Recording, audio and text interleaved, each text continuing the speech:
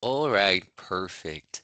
Good. So, hello guys. Good evening. I know that you're a little bit tired because start our class at 6 p.m. is a little bit complicated, but we're going to have only a 15 minutes class, and I think that it's going to be really easy for you guys, and we're going to have a really interesting conversation today. So, let me go ahead and start the class just sharing my screen. Just give me 1 second. I am going to share my screen. All right, perfect. Can you see my screen?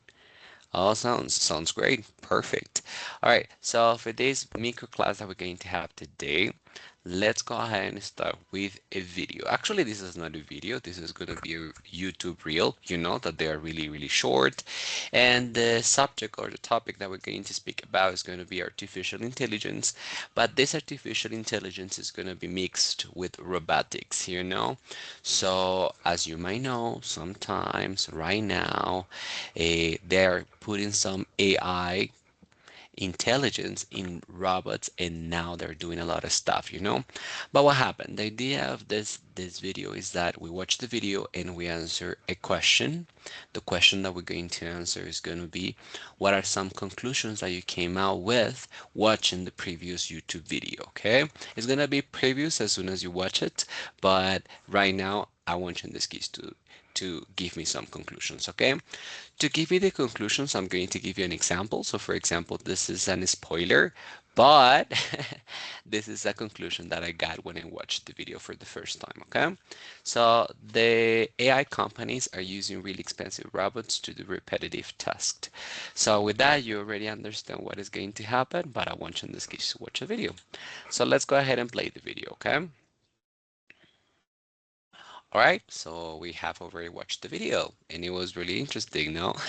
I really like it. So what we're gonna do, you have your conclusions, and what I want you in this case to do is to give me in this case the conclusions. However, I want in this case to divide the conclusions into groups, a positive and negative, okay? So what I want you in this case to do is that to participate on the comment section here in Teams, I want you in this case to write down or to write the text and send me those positive and negative aspects that you found, conclusions, okay? All right, so the first thing that I found on the comments is going to be a negative conclusion. I understand why, but okay. So it says here that AI is being used to a sorry, human labor. Wow. I really like that word because labor is a really common word, or workforce, that we commonly use in English to speak about what we do as a humans, no? Good. We also have in this case a positive comment here. So AI is allowing us to have more free time. That's true. Sometimes, for example, something that you can do or that you used to do and you spend a lot of time doing is now easier if you have, for example, AI, no? Sometimes when you have a text, you can, in this case, just have I don't know, an extract of that text using, in this case, artificial intelligence, right? Good. Maybe there is another sentence over here that I can see on the comments that is gonna be negative. I think that this comment is negative, so I'm gonna include it over here. And it says, robotics are a are linked or are more powerful. Yeah, just give me 1 second. Powerful than human capacities. Mhm.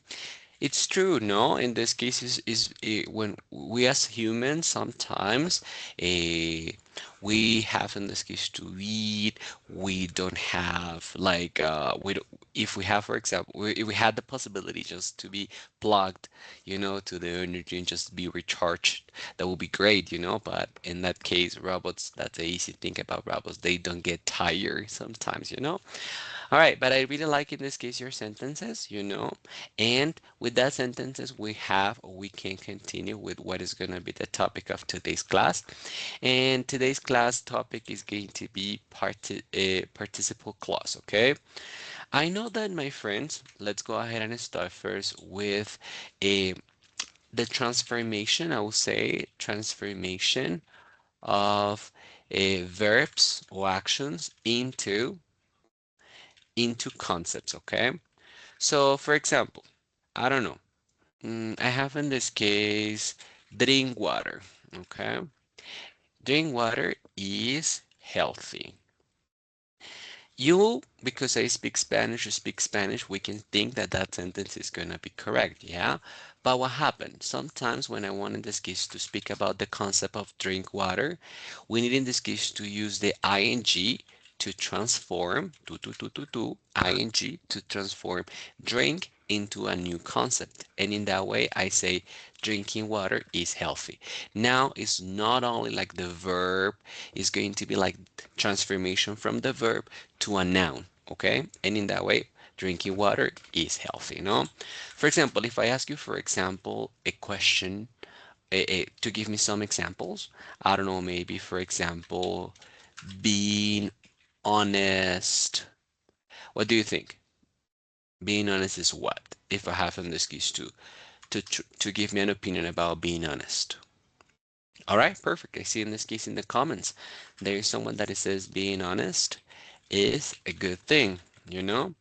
So remember, I have in this case the verb and I include ing and I transform that verb into a noun. And now I can give a description to that noun, okay? Being honest is a good thing. Drinking water is healthy, okay?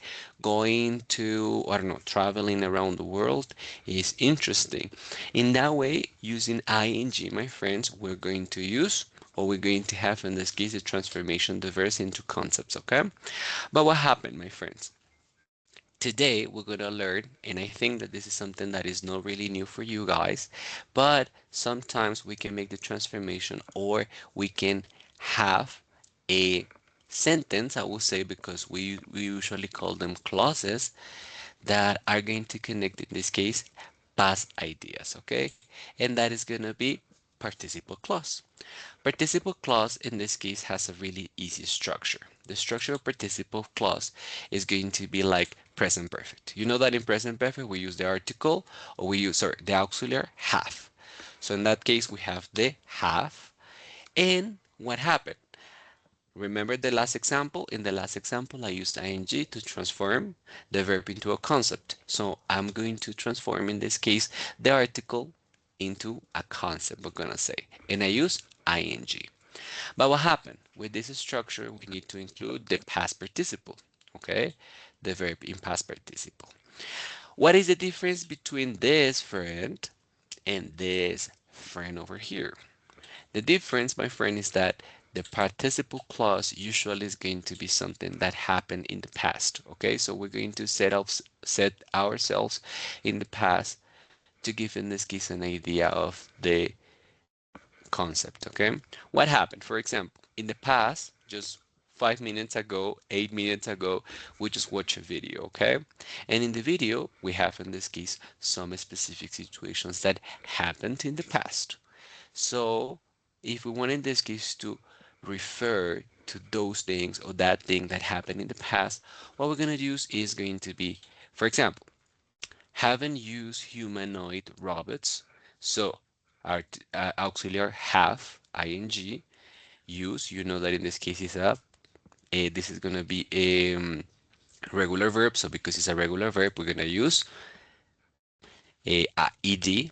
Yeah. So having used humanoid robots for doing repetitive tasks. So we know that already the technology in the past has used the robots. So in that case, we have having used the humanoid robots for doing repetitive tasks. That is going to be the sentence in past, and that is going to be the clause. Okay, what is a clause? Usually, a clause is like a sentence. So this sentence has the logic, having used humanoid robots for doing the repetitive task, and then we have in this case a complement that this is going to be the main clause. What is the main clause? What we really want to communicate, okay?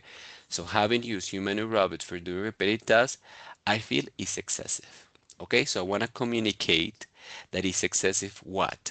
Is excessive have used human and robots for doing repetitive tasks. Okay, so let's go ahead and try. And I know that maybe it's a little bit complicated at the beginning to understand this, but if you notice the logic or the structure is going to be really easy. So I'm going to use some of the conclusions that you gave me when I watched the video the first time. And in that way, we're going to be able to transform those sentences in um, participle clauses, okay? Or the sentences to have in this case participle clauses, okay? So I'm gonna use, for example, this first one. Let me go ahead and open over here. I'm gonna copy and paste, and we're gonna try to transform that sentence in a participle clause sentence. So AI is allowing us to have more time, free time. That's good, okay? So what happened? Let's go ahead and think how I can make that sentence in past. So we say, for example, AI has given or has allowed us to have more free time. So that is the first thing. We need in this case to think that that sentence is going to be in past. Now, let's go ahead and transform that action into in this case, a participle clause. So for example, having a, for example, having, um,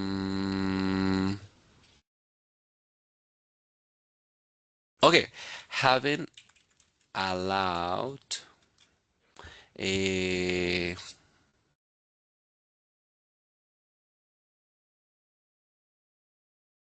oh, all right, maybe having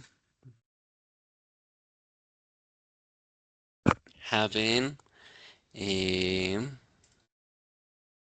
yeah. So